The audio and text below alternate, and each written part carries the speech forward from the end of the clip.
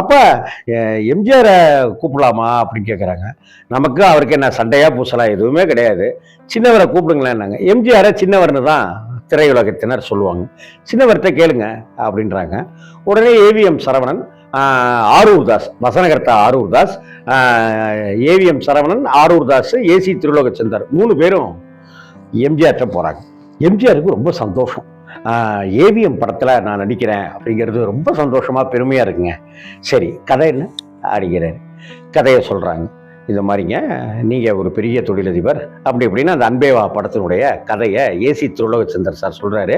இன்னும் கூடுதலான சுவைபட காட்சிகளை ஆரூர் தாஸ் அவர்கள் விளக்குறாரு.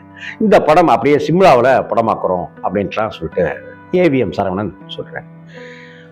கதை ரொம்ப பிரமாதமாக இருக்குது, ஆனால் இது ஏன் படமா இல்லையே அப்படிங்கிறது. ஏன்னா